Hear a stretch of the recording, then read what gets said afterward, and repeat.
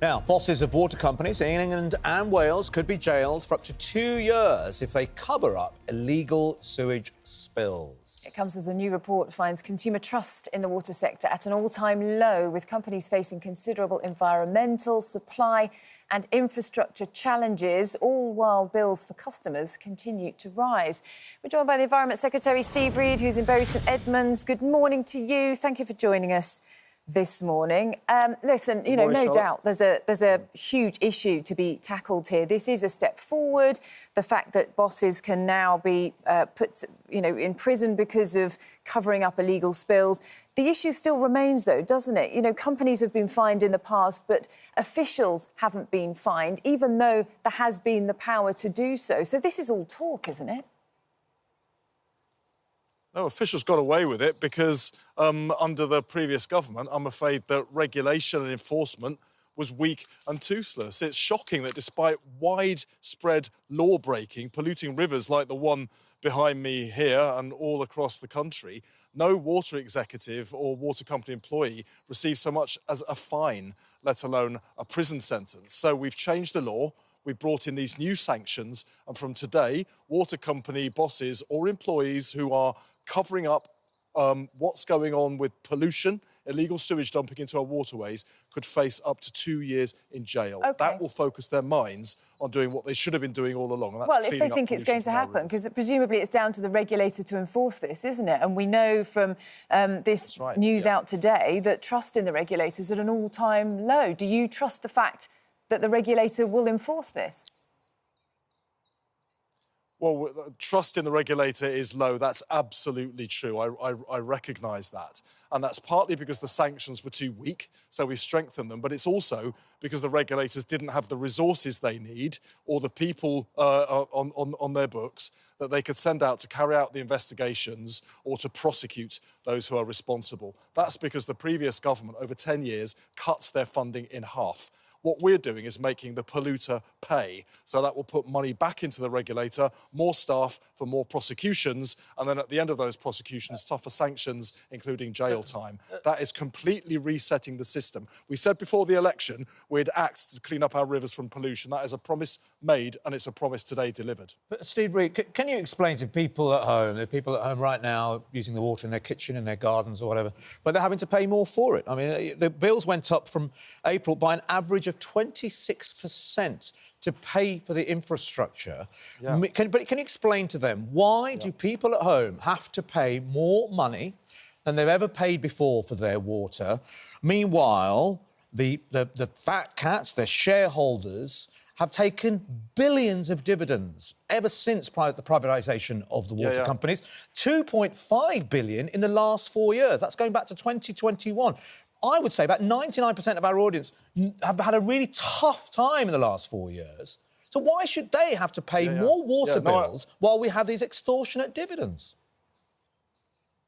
I recognise that, Adil, and I share people's fury. So what we've done is we've changed the law. We've brought in new powers for the regulator to ban the payment of unfair bonuses to water bosses. If over the last 14 years all that money had been spent on fixing our sewage system, then people wouldn't be landed with such bills today. That's why I'm furious, because people are paying the price now of Tory failure. What I can do is I can't undo the damage that they've caused to our pipes. I can make sure it never happens again, and that's why we're making the changes that we're making today. Prison sentences potentially for law-breaking water bosses, and a ban on bonuses so that every penny is spent on fixing our pipes. And customers who I know are angry about the bill rises may be reassured to know that we've ring-fenced the money so that every single penny that they give that is earmarked for investment in water pipes and infrastructure will be spent where it should be, not diverted onto bonuses and shareholder payouts as happened under the last government. And if it isn't spent in that way, it will be refunded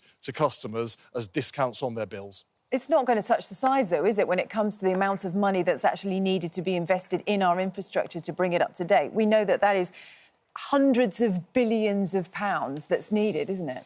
Yeah.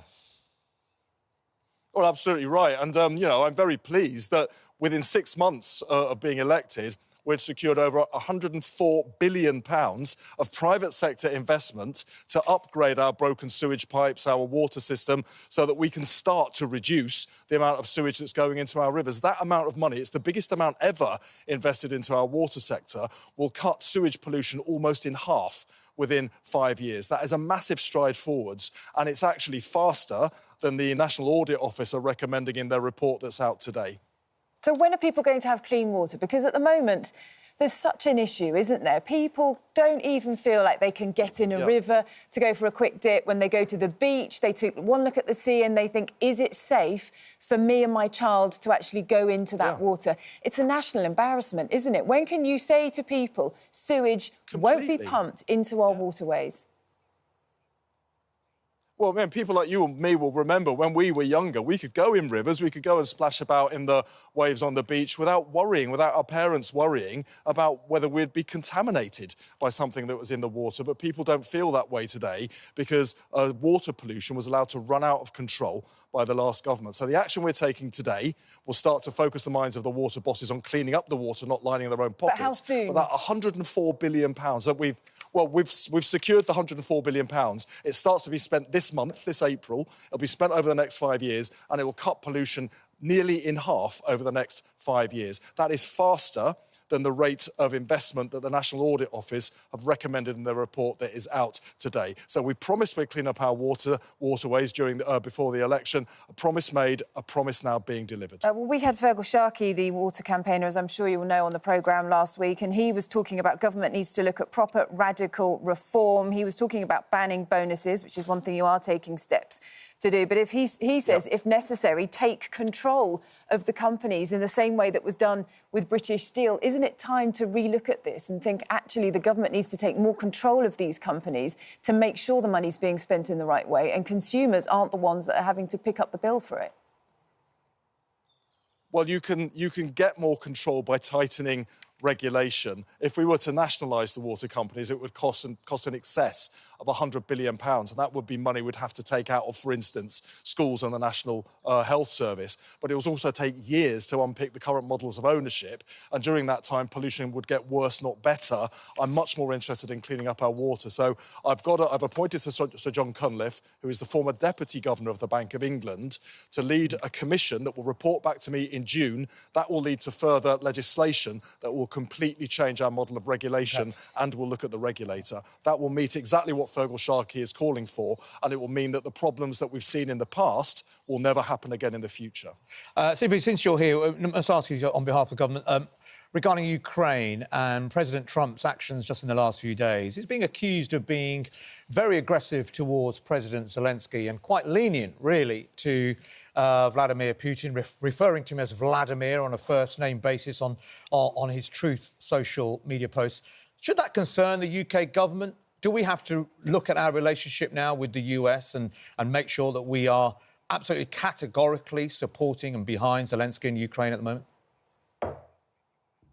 Well, the UK government is absolutely clear where we stand on the situation of Ukraine. They were subject to an illegal, brutal and unprovoked invasion by Russia. And Keir Starmer, our Prime Minister, is working with other leaders to put together a coalition of the willing that can support Ukraine to make sure that the outcome of the peace that we all want to see is fair and just to the Ukrainians after all that they've suffered.